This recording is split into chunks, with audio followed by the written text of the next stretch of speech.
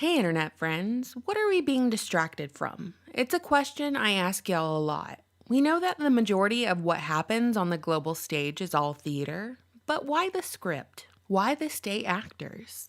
While we get smacked with psyop after psyop, what are we being distracted from? My answer is simple: the economy. Quite frankly, I think it's all about to go belly up. For the last year and some change, we've witnessed a controlled demolition of the US economy, but across the news cycle, the demolition has played second fiddle to everything else. It's like Larry Silverstein muttered, "Pull it," and here we are, only the rubble hasn't been cleared nor has the dust settled. But few actually realize this as the Fed continues to make the money printer go brr.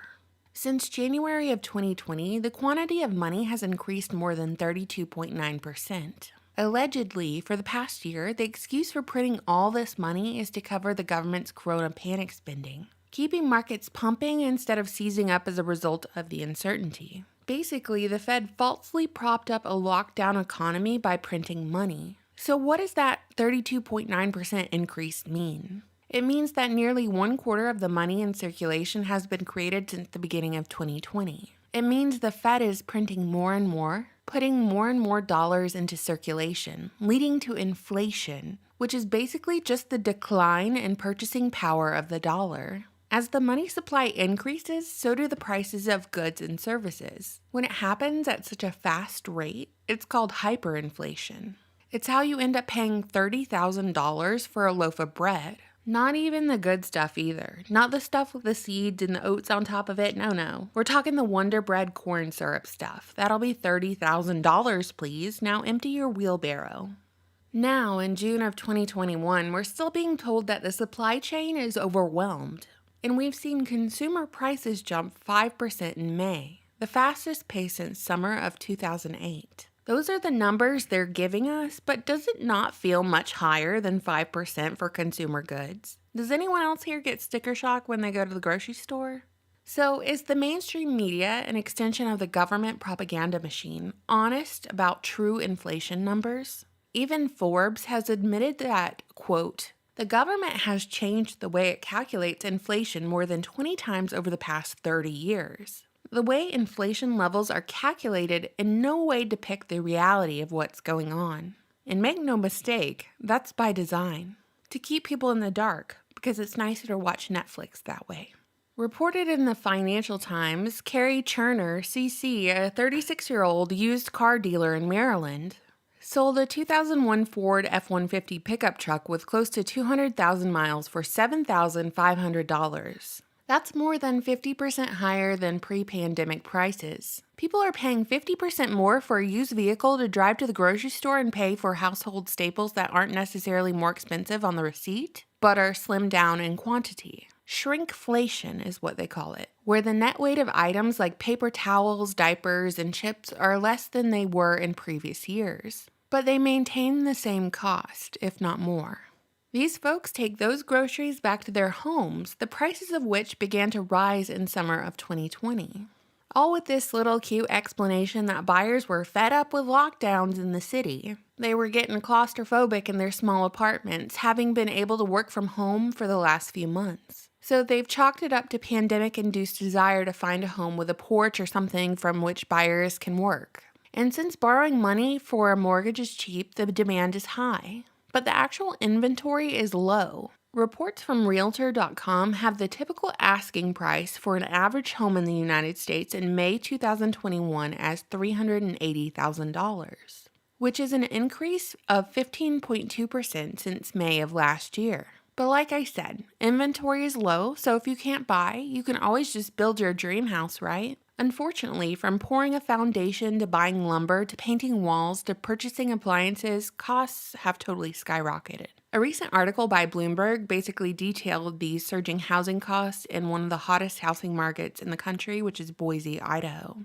If you're going to go build a home in Boise, Idaho, the sale price of a 3,000 square foot home, which excludes the lot, so we're not talking about the land here, we're just talking about the home, the cost of labor, the materials, everything. The sale price of a 3,000 square foot home was $746,000 as of this spring. That's 58% higher than 2 years ago in 2019. To wrap it all up here, everything is much more expensive than it was 6 months to a year ago.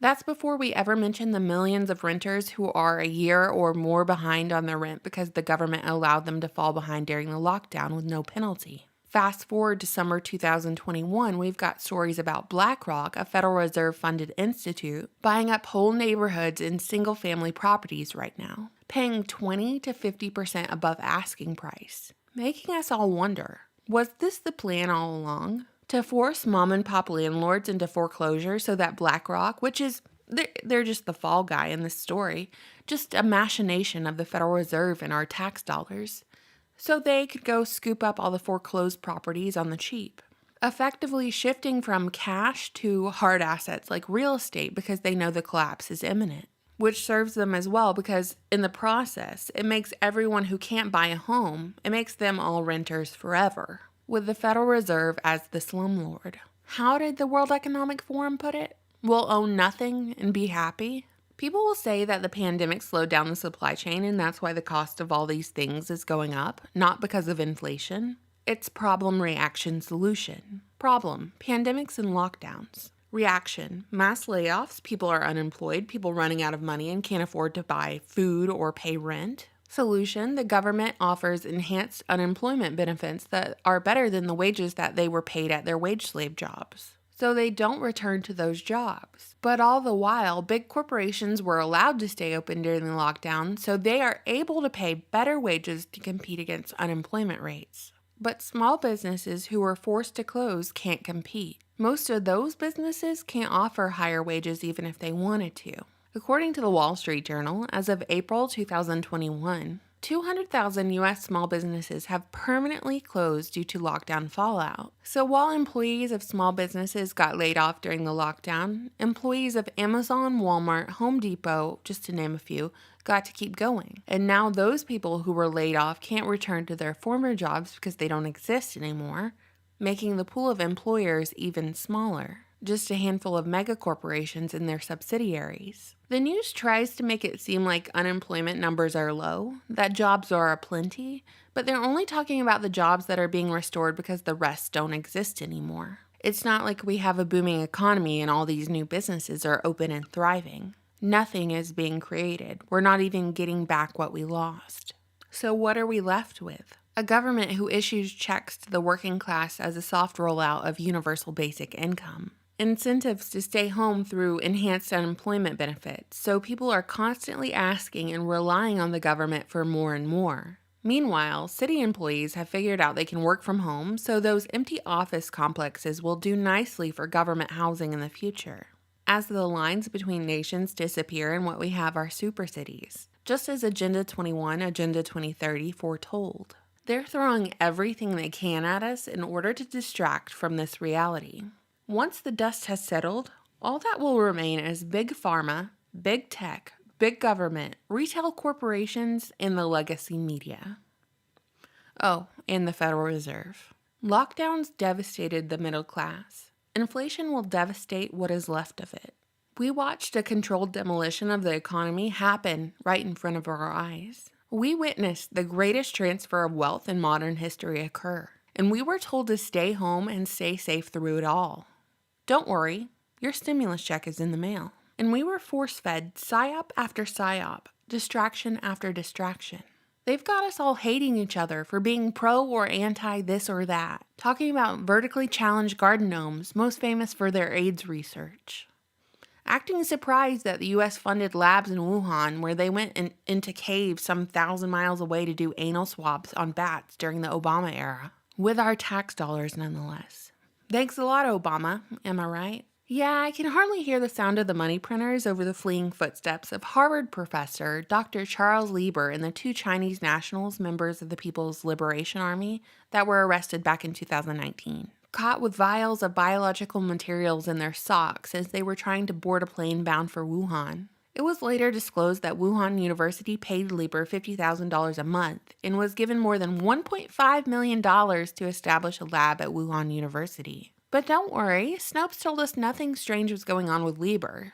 They pulled out all the PR stunts and censorship for a, quote, pandemic with over a 99% survival rate. But don't be insensitive. The hospitals were overrun, they said. Just watch these dancing TikTok nurses tell you all about it during peak lockdown. How did they find the time to memorize a dance routine and find the time for the entire staff to record it?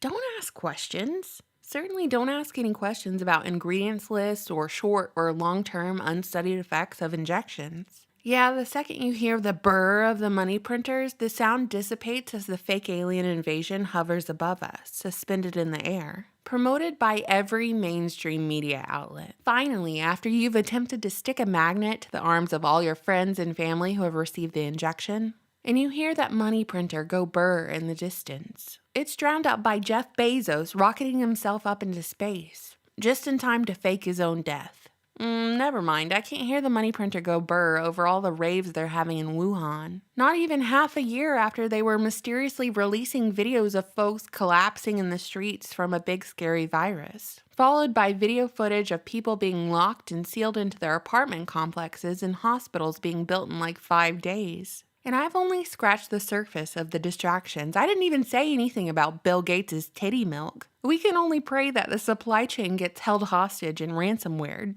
But to me at least, the destruction of the United States economy and the greatest transfer of wealth in recent history should be center stage here. It's pretty dang important, even though someone right now is banging away on their keyboard trying to tell me that money isn't that important. The economy is just a distraction. Listen, the majority of the US population works a 9-to-5 job for, I don't know, the best years of their life, just to get a few years of freedom right before they die. And what do they finance their life with? How do they purchase the materials necessary to build shelter over their heads? With money, with the dollar. And that dollar, particularly over the last year, through events that might or might not have been orchestrated, manipulated, or taken advantage of, well, that dollar has lost so much purchasing power. And that's a huge deal for most of us, as the future is looking rather bleak for the dollar.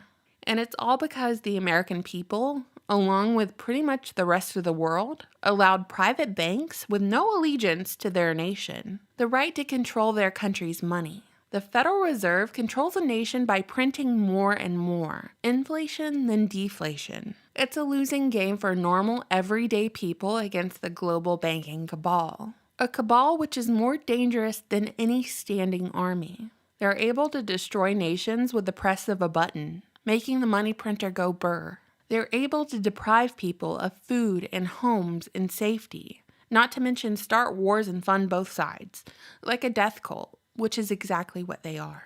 So what do you think, internet friends? What are we being distracted from?